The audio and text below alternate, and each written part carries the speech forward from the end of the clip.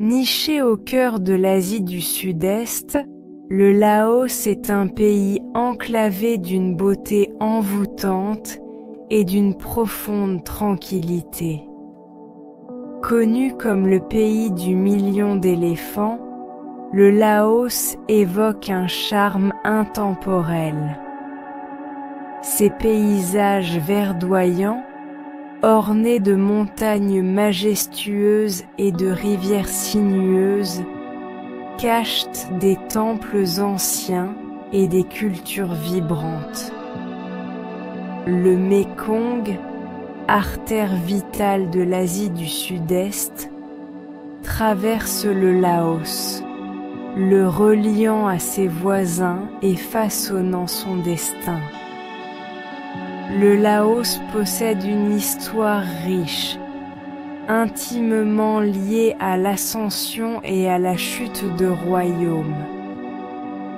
Le flux et le reflux de puissants empires ont marqué la nation.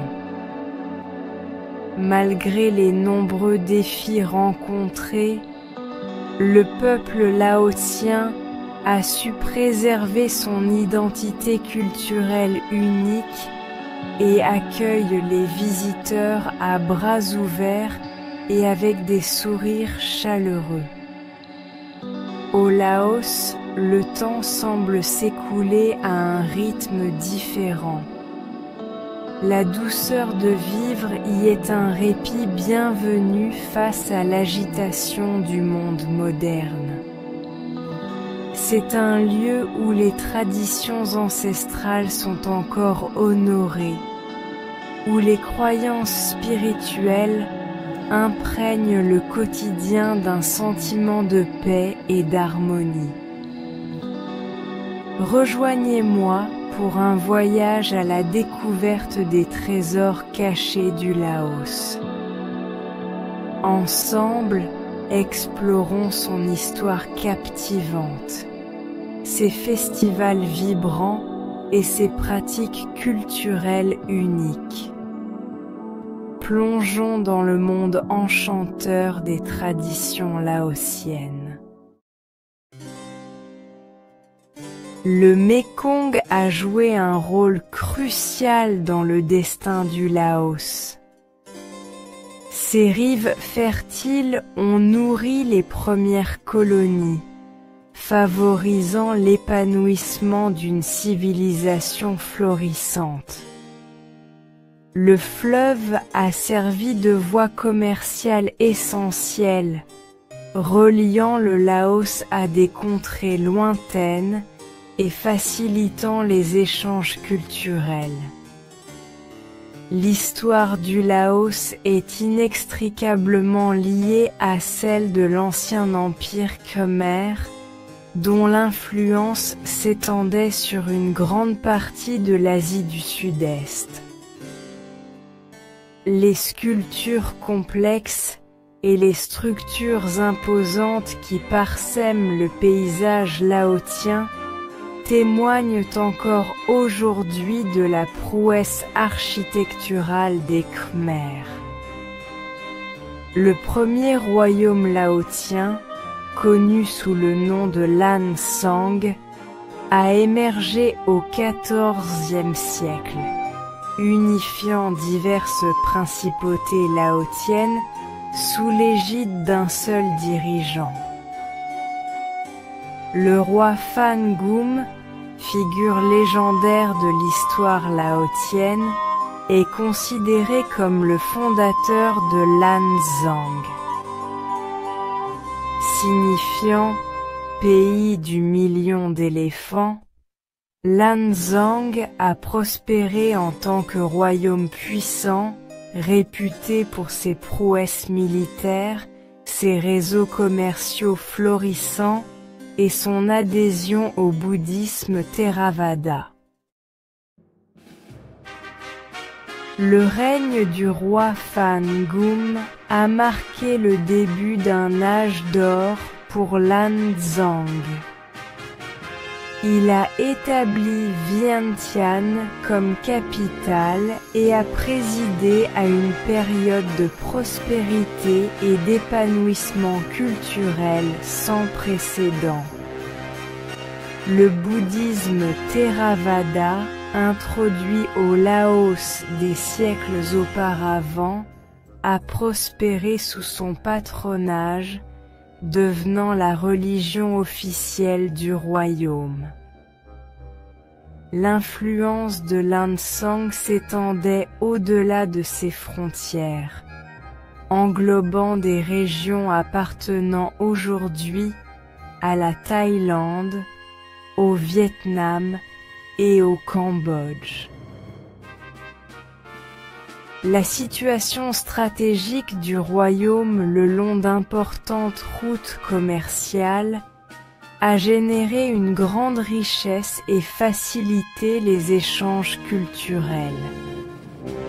Cependant, des luttes intestines et des pressions extérieures ont fini par entraîner le déclin de l'Anzang. Après une période de division, le royaume, affaibli, est devenu vulnérable aux forces extérieures. Au XVIIIe siècle, l'Anzang est conquis par les Siamois, l'actuelle Thaïlande. Le Laos devient alors un État vassal du Siam. Malgré la perte de son indépendance, le Laos a conservé son identité culturelle distincte. Le peuple laotien a continué à chérir ses traditions, sa langue et sa foi bouddhiste. Les braises de son esprit national finiront par se rallumer, conduisant à une résurgence de l'identité laotienne au XXe siècle. À la fin du XIXe siècle, la France, mue par ses ambitions coloniales, étend son emprise sur l'Asie du Sud-Est, établissant l'Indochine française. Le Laos, ainsi que le Vietnam et le Cambodge, intègrent cette colonie française.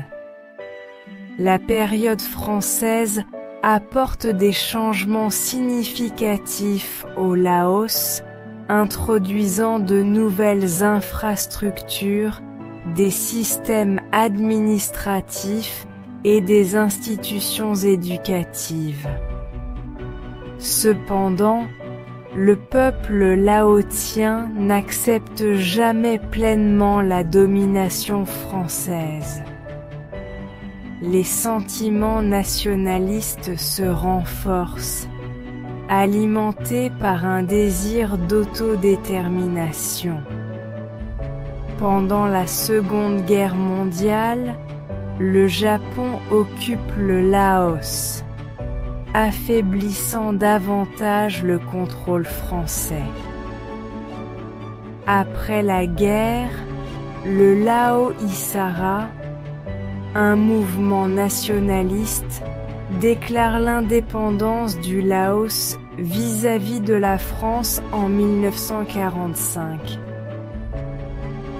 Cette indépendance éphémère se heurte à la résistance des Français, qui cherchent à réaffirmer leur autorité.